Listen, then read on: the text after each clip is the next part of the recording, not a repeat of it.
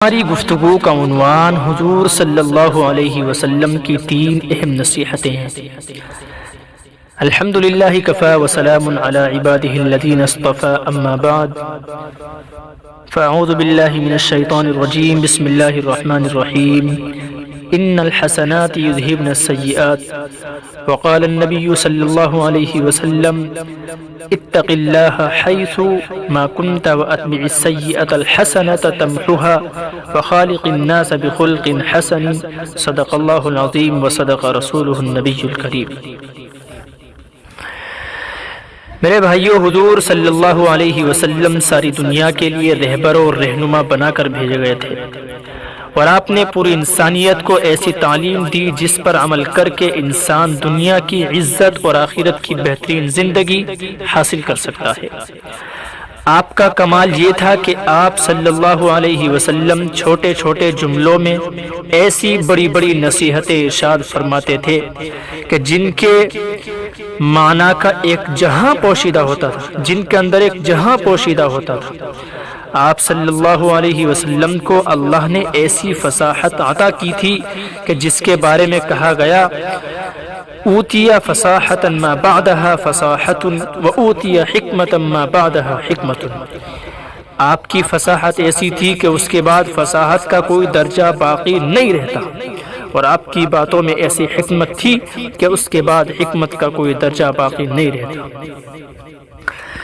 میرے بھائیو، آپ صلی اللہ علیہ وسلم کی بہترین نصیحتوں اور پیاری وصیتوں میں سے ایک نصیحت اور ایک وصیت وہ ہے جسے حضرت ابو ذر غفاری رضی اللہ تعالی عنہ نے نقل فرمایا کہ حضور اکرم صلی اللہ علیہ وسلم نے نصیحت کرتے ہوئے 3 چھوٹے چھوٹے جملے ارشاد فرمائے۔ پہلی بات ارشاد فرمائی اتق اللہ حیث ما کنت، فرمایا کہ دیکھو تم جہاں بھی رہنا اللہ سے ڈرتے رہنا، جہاں بھی ہو، جس حال میں بھی ہو، ہمیشہ اس بات کا احساس رکھنا کہ اللہ مجھے دیکھ رہا ہے، اللہ میری باتوں اور میرے کاموں سے واقف ہے۔ قرآن مجید میں یہ بار بار کہا گیا کہ اللہ تمہاری باتوں کو سن رہا ہے، تمہارے عمل کو دیکھ رہا ہے، تمہارے سینوں کے راز کو جانتا ہے۔ وہ اس لیے کہا گیا ہے کہ ایک انسان ہمیشہ اس بات کا خیال رکھے کہ کسی کی نظر اس پر ہے۔ الم یعلم بان اللہ یرا، قرآن مجید میں ہے الم یعلم بان اللہ یرا، کیا نہیں جانتا کہ اللہ اسے دیکھ رہا ہے۔ دوسری جگہ ارشاد فرمایا ما يكون من نجوى 3 إلا هو رابعهم ولا 5 إلا هو سادسهم ولا أدنى من ذلك ولا أكثر إلا هو معهم أينما كانوا۔ فرمایا کہ اگر کہیں کوئی 3 لوگ آپس میں چپکے باتیں کر رہے ہوں تو ان کا چوتھا اللہ ہے، اور اگر 5 لوگ باتیں کر رہے ہوں تو ان کا چھٹا اللہ ہے، اور اس تعداد سے کم زیادہ جتنے بھی لوگ آپس میں گفتگو کریں، بہرحال اللہ ان سب کو جاننے والا ہے۔ اللہ تعالی نے فرمایا، یہاں تک ارشاد فرمایا وَنَحْنُ أَقْرَبُ إِلَيْهِ مِنْ حَبْلِ الْوَرِيدِ، فرمایا کہ ہم انسان کی شہرت سے بھی زیادہ قریب ہیں، انسان کی شہرت سے بھی زیادہ قریب ہیں۔ وسیع کرسیہ السماوات والارض، اللہ تعالیٰ کا علم آسمان اور زمین سب کو گھیرے ہوئے ہے۔ کرسی سے مراد اللہ کا علم ہے۔ خلاصہ یہ ہے کہ اللہ ہر چیز اللہ پاک کی نگاہ میں ہے، اور وہ سب کچھ جانتا ہے، ہر چیز کو اللہ جانتا ہے۔ ایک عالم نے بڑا خوبصورت جملہ لکھا ہے عالم ما کان، اللہ کو ان سب چیزوں کا علم ہے جو ہو چکی ہے، وعالم ما یکون، جو ہونے والا ہے وہ بھی اللہ تعالیٰ جانتا ہے، وعلم ما سیکون، کچھ زمانے کے بعد جو ہوگا وہ بھی اللہ جانتا ہے، وعلم ما لم یکن، اور جو نہیں ہوا وہ بھی اللہ جانتا ہے، وعلم لو کان کیف کان یکون، کہ اللہ تعالیٰ اس بات کو بھی جانتا ہے کہ جو چیز نہیں ہوئی اگر وہ دنیا میں ظاہر ہوتی تو کیسی ہوتی۔ یہ ساری چیزوں کا علم اللہ کے پاس ہے، اللہ کے پاس ہے، اللہ کا علم ہے۔ میرے بھائیوں، انسان کو اللہ پاک کی ان صفات پر غور کرنا چاہیے، اور ہمیشہ یہ بات اپنے پیش نظر رکھنی چاہیے کہ انسان خلوت میں ہو یا جلوت میں، تنہائی میں ہو یا مجمع میں، انسانوں کے درمیان ہو یا انسانوں سے دور ہو، ہر حالت میں اللہ اسے دیکھ رہا ہے۔ اس لیے ہر وقت ہر حالت میں اللہ سے ڈرتے رہنا چاہیے۔ جب یہ احساس انسان کو رہے گا کہ اللہ مجھ کو دیکھ رہا ہے تو وہ گناہ سے بچے گا۔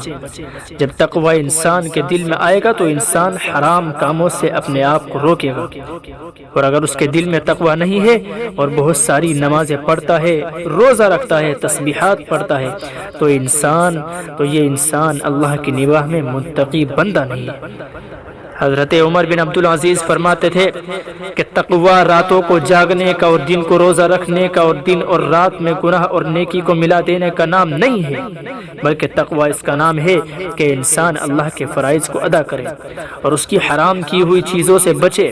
اگر تقوی انسان کے دل میں ہوگا تو خلوت و جلوت میں اس کی زندگی برابر ہوگی، اور اگر اللہ کا ڈر نہیں ہے تو لوگوں کے سامنے وہ بڑا پارسا ہوگا، اور جب تنہائیوں میں ہوگا تو گناہ کرے گا۔ چنانچہ حضرت ثوبان رضی اللہ تعالیٰ عنہ فرماتے ہیں کہ ایک موقع پر حضور نبی کریم صلی اللہ علیہ وسلم نے ارشاد فرمایا کہ میری امت کے کچھ لوگ ہوں گے جو قیامت کے دن تہامہ پہاڑ کے برابر نیکیاں لے کر آئیں گے، لیکن وہ ساری نیکیاں اللہ تعالیٰ بے قیمت بنا دے گا، ان نیکیوں کا کوئی وزن نہیں ہوگا، وہ نیکیاں انہیں بچا نہیں سکیں گی۔ صحابہ نے جب یہ بات سنی تو کہا یا رسول اللہ، یہ کون لوگ ہوں گے ذرا بتائیے تاکہ ہم انہیں جان لیں، ہم ان کو پہچان لیں تاکہ ہم ان میں شامل نہ ہو۔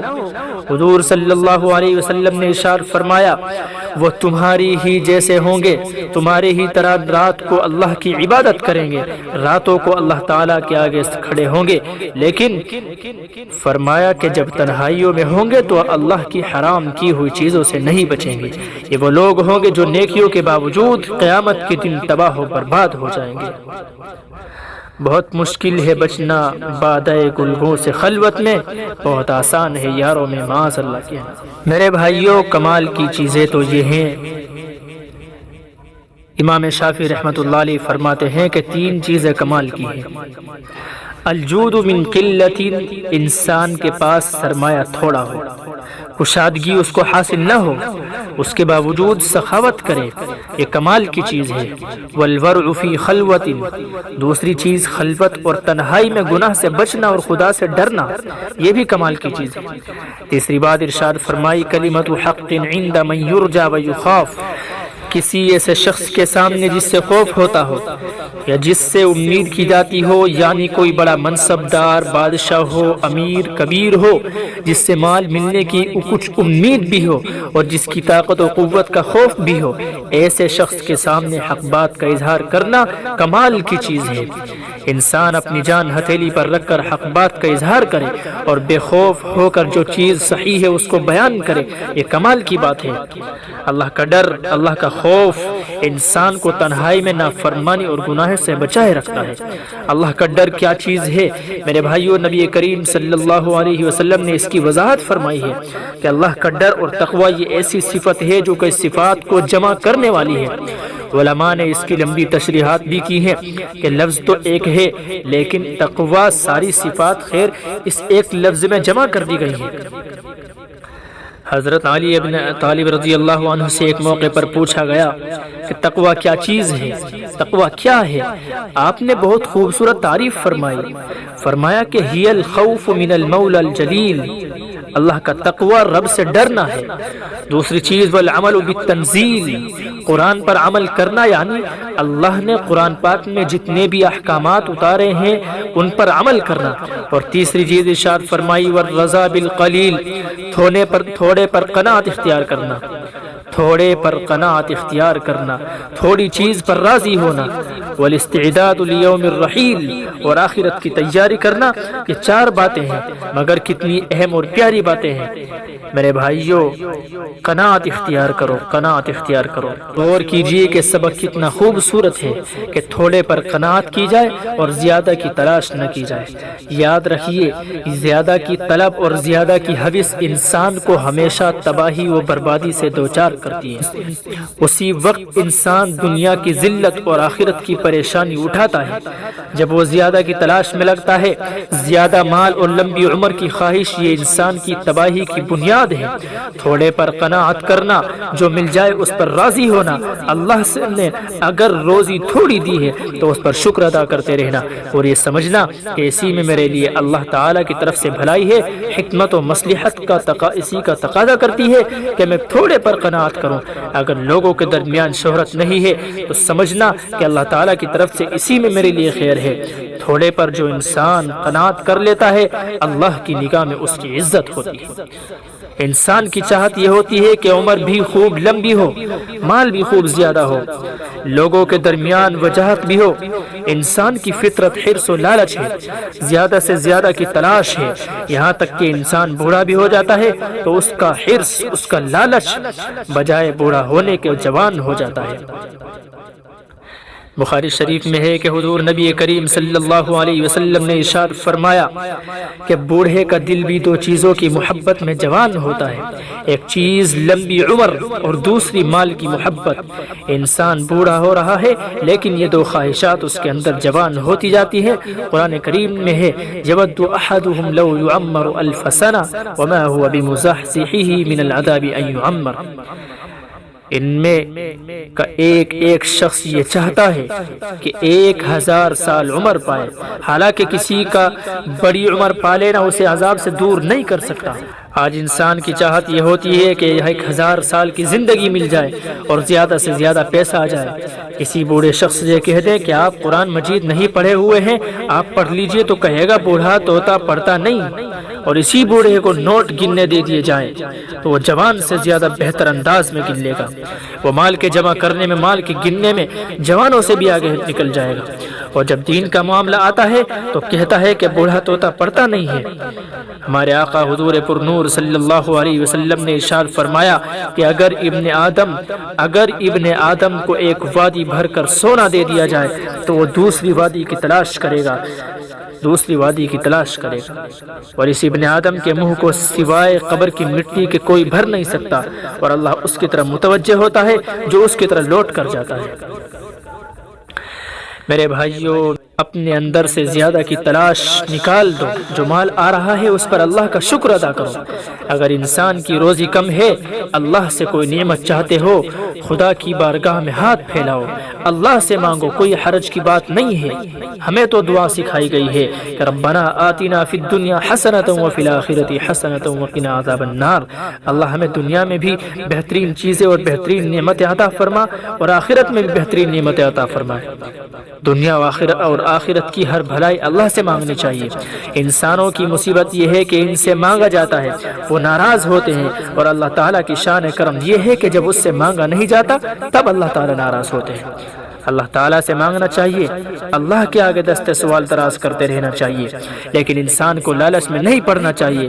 راتوں رات ارب پتی بننے کا خواب نہیں دیکھنا چاہیے، راتوں رات سب سے زیادہ امیر بننے کے خواب نہیں دیکھنے چاہیے۔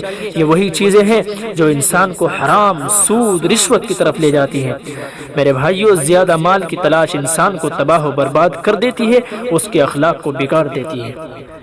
پھر حضور صلی اللہ علیہ وسلم نے اگلی بات ارشاد فرمائی کہ دیکھو کوئی گناہ ہو جائے تو فوراً کوئی نیکی کا کام کر لیا کرو، یہ نیکی اس گناہ کو مٹا دے گی۔ انبیاء معصوم ہیں، یعنی ان سے گناہ نہیں ہوتا، اولیاء محفوظ ہیں، یعنی ان سے گناہ تو ہوتے ہیں مگر گناہ ہوتے ہی توبہ استغفار کر لیتے ہیں۔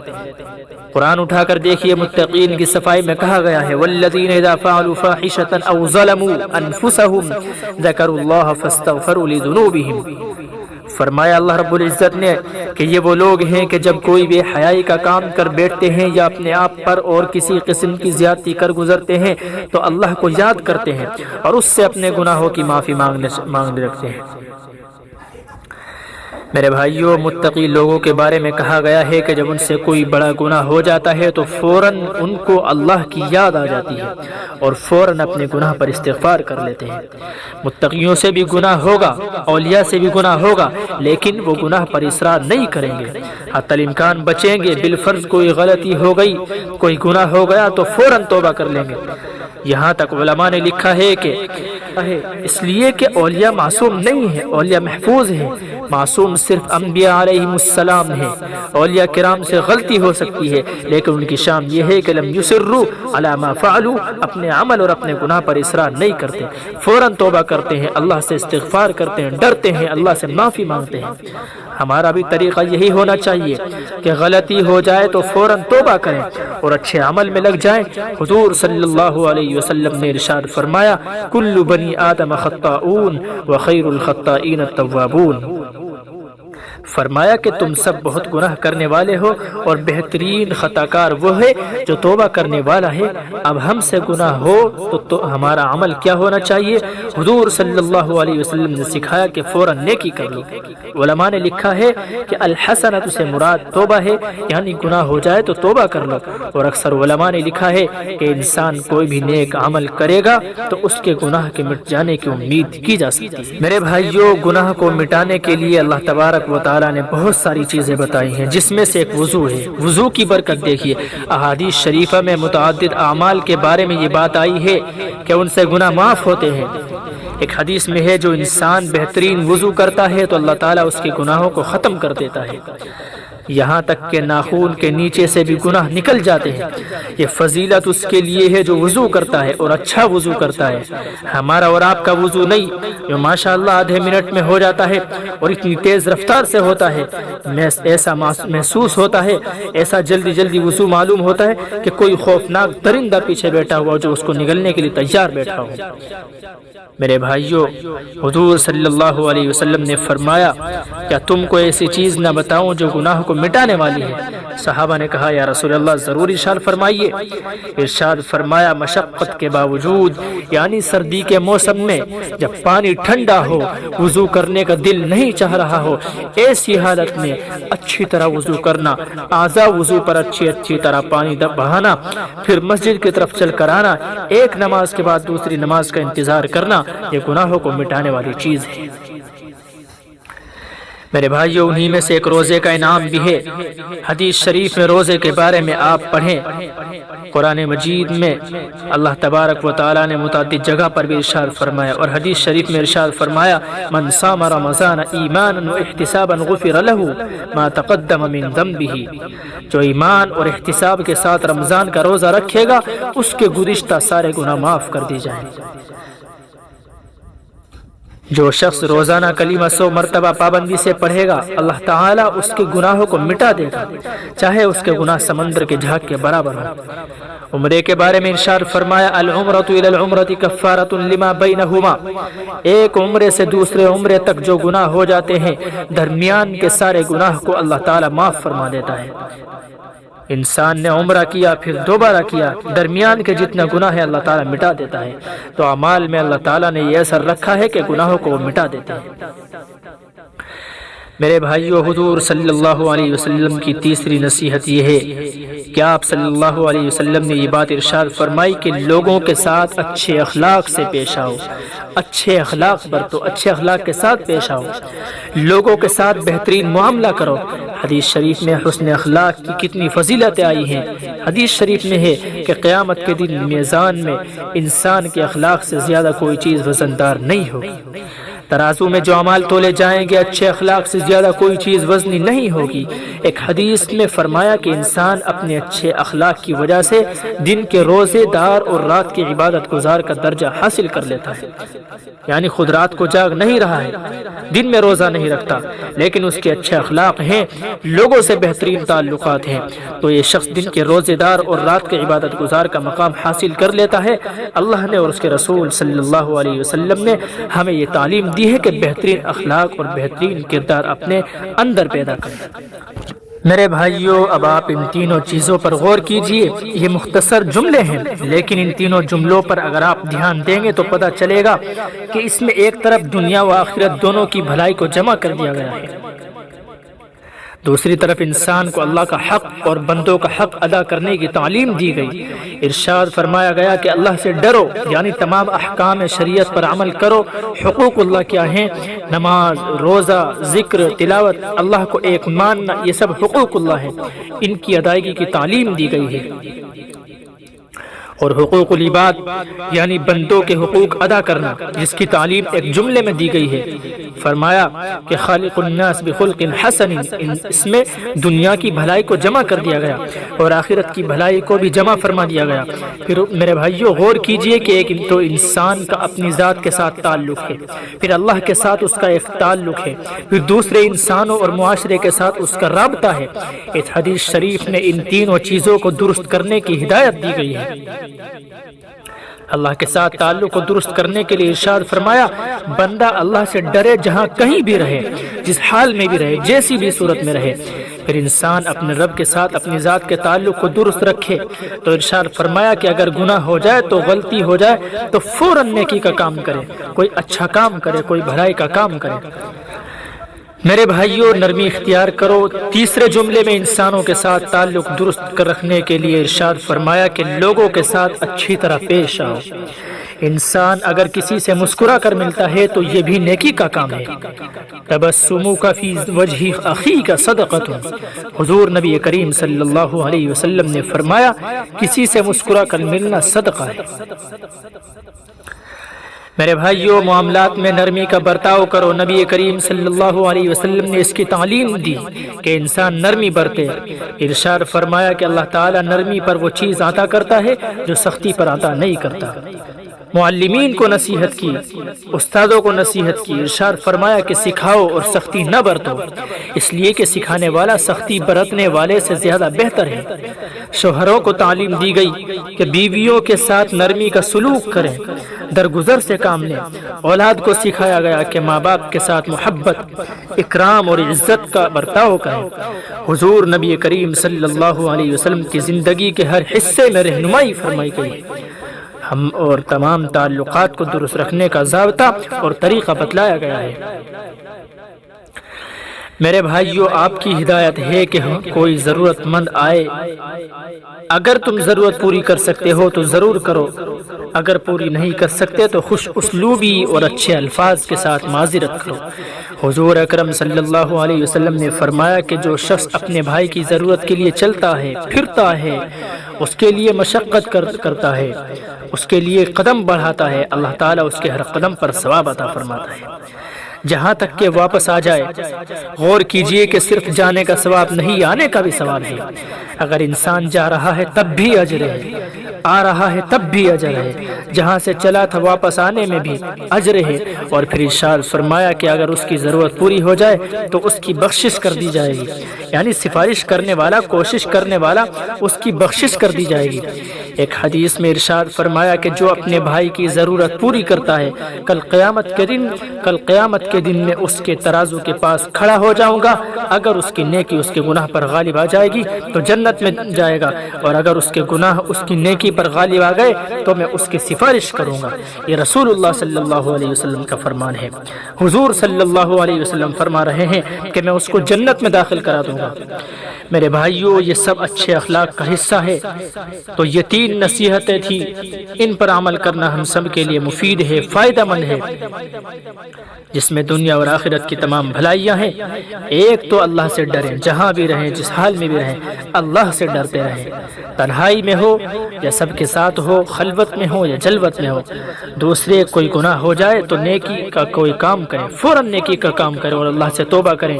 اور تیسری چیز، لوگوں کے ساتھ اچھے اخلاق سے پیش آئیں، اپنے گھر والوں کے ساتھ، دوستوں کے ساتھ، ملنے جلنے والوں کے ساتھ۔ کوئی آپ کے سامنے کوئی پہلی بار آیا ہے، کوئی نیا ملا ہے آپ کو، ہر کسی کے ساتھ اچھے اخلاق سے پیش آؤ اور ہر کسی کے ساتھ اچھے انداز سے بات کرو۔ اللہ پاک ہمیں عمل کی توفیق عطا فرمائے۔